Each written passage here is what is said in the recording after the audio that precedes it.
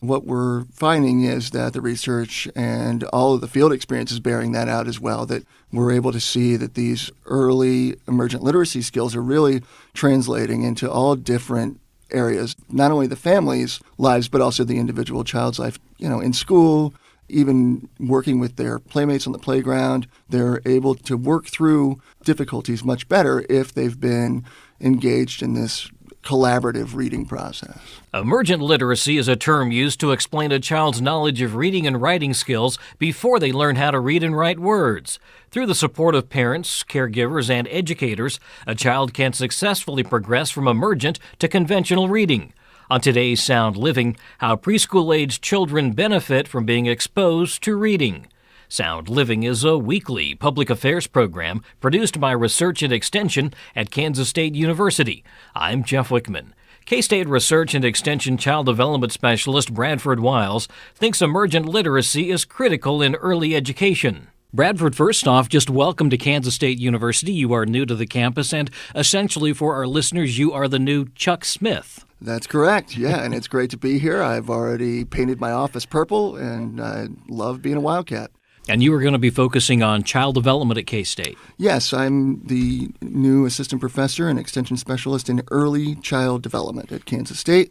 And so my focus is very much on young children, both their cognitive and social emotional development, of course, combined with other physical and familial developmental needs. Well, let's talk about what you're going to focus on, I guess maybe from the get-go here, because you're really looking at emergent literacy. Yeah, what I have focused on throughout my career is really around building resilience in vulnerable families. And so if there's one thing that I know makes a difference in people's lives, it's being able to read.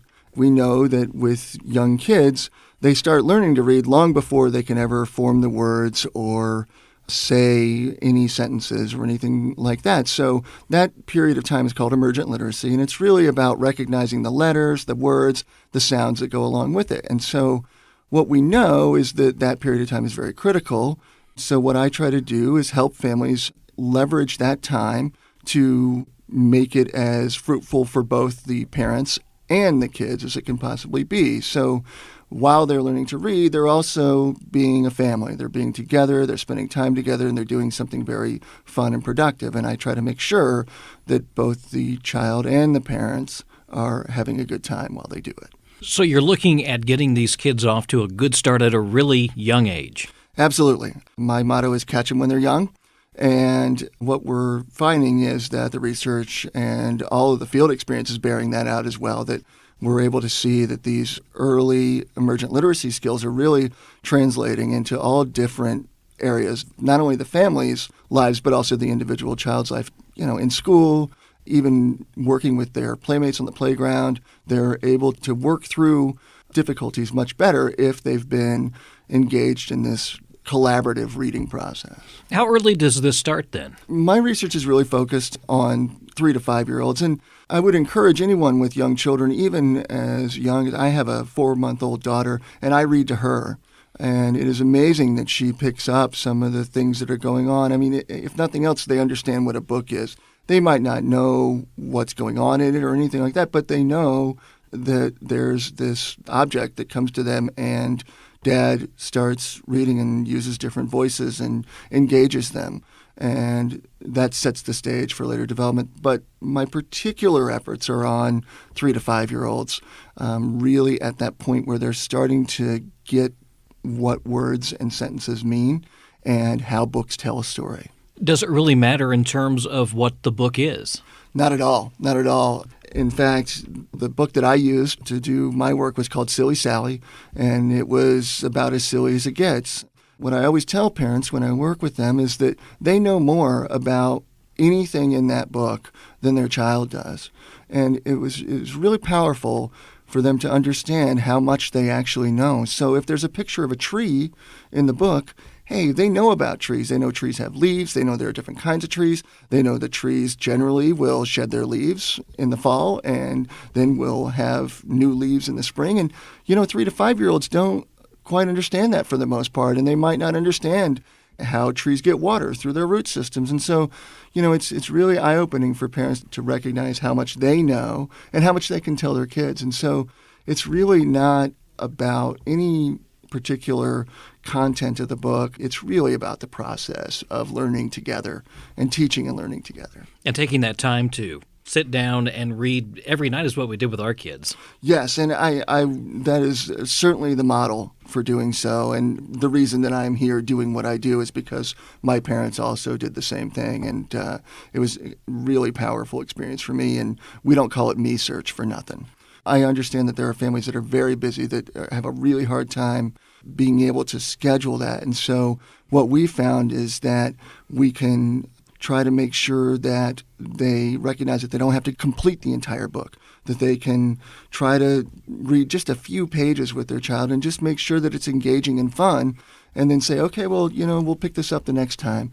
And oftentimes that's just, again, enough to prime the pump so that the children will be even more excited and ready to read the next time. Is it easy to tell whether the kids are engaged and are liking the book? It's very easy. They will let you know. And to me, that's where the specific skills of reading with your children can really help you.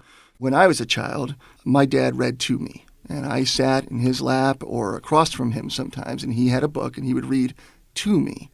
While that was helpful and I enjoyed it, what we're finding is that when parents read with their children as opposed to them is really where they get the engagement. So my focus is very much on helping parents read with their children. And what happens when you read with them is they become as engaged. So you can ask them questions about what they see, what's going on. We love open-ended questions because it makes them think about things that they wouldn't think about ordinarily. For the very young children, it might be difficult, and you'll get a lot of I don't knows. That's okay. They're still thinking. They're still trying to come up with whatever the answer is. If they don't know, that's fine. On the other hand, sometimes they say some of the most amazing things that will really wow you. And it might not be the, quote, right, end quote, answer, but it's still allowing them to think and making them really engage in what you're doing. And, of course, you're sitting there with them, and that parent-child connection is just is more powerful than anything I can teach in a classroom. So making sure that they can see the book, they can see the words, they can see the pictures. Absolutely. And that you offer them opportunities to help with that, to turn the page, to ask them what they see. You can, again, offer some instruction about what they're seeing. So if they say, what do you see? Well, I see a tree. Yeah, well, what do you know about trees? I don't know.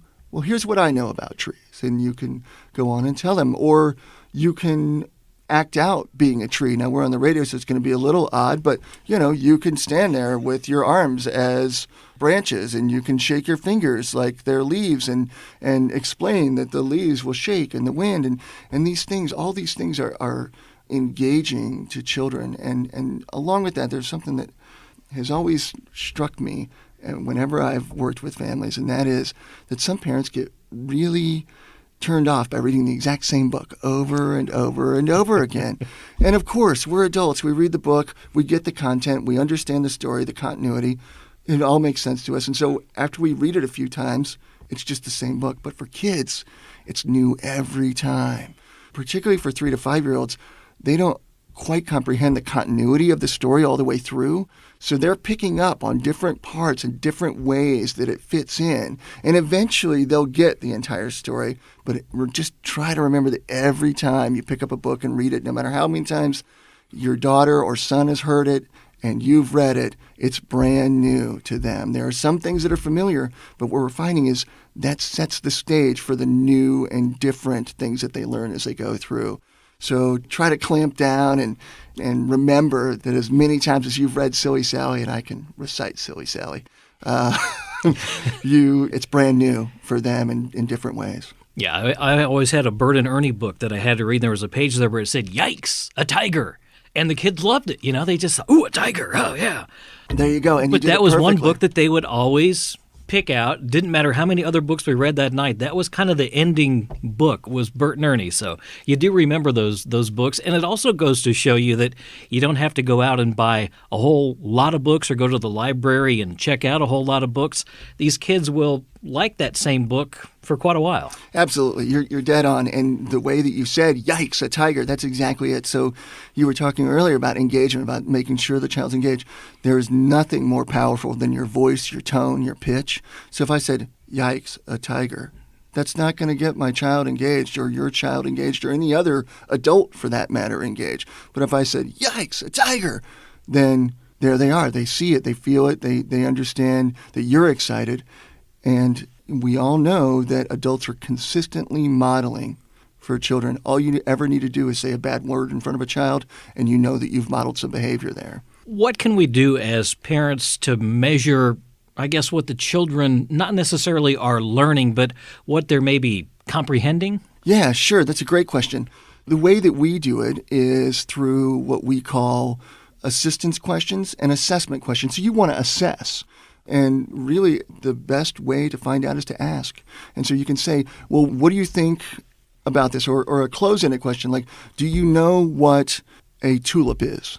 And if they say no, then you've assessed that they don't know that. So then you can assist them and say, well, what do you think about tulips? And they can think and say, well, I know that they've got flowers. And when you provide that kind of feedback and help with them, that again is getting that interest, getting them invested in what you're doing, and then you can just go on with what you know about tulips. And then my favorite response of all is, well, I don't know much more about tulips, but we can find out about them. And the next time that you have a chance to learn about tulips, you can look online. There's a million different things that will tell you about tulips. In fact, I'll give a plug to my colleagues in Master Gardeners. I'm sure that they have information about tulips. So, there are always opportunities for you both to learn.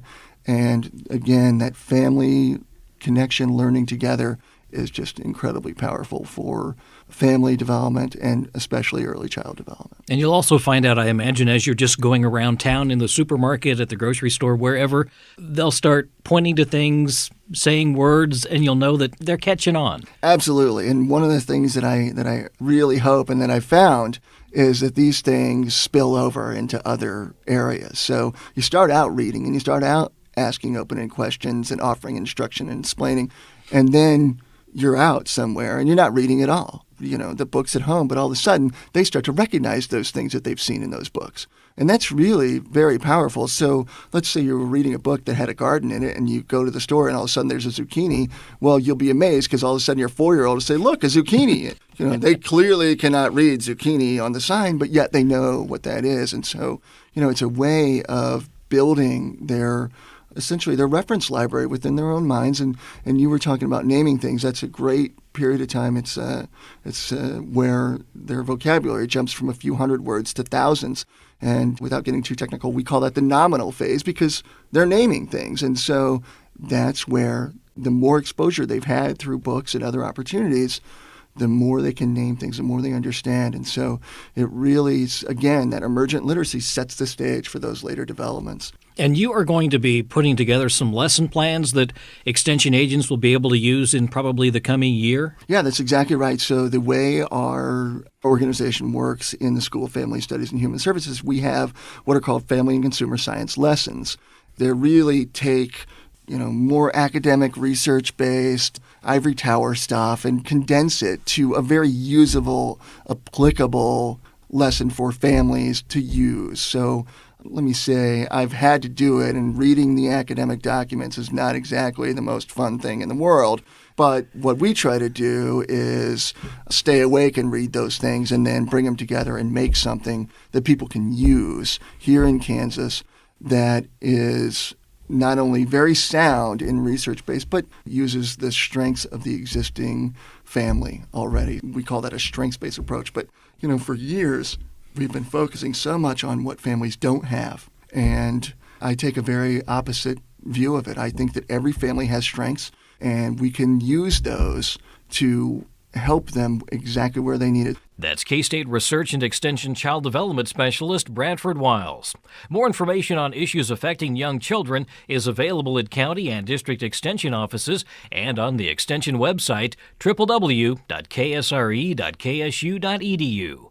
Sound Living is a weekly public affairs program produced by Research and Extension at Kansas State University. I'm Jeff Wichman, and this is the K-State Radio Network.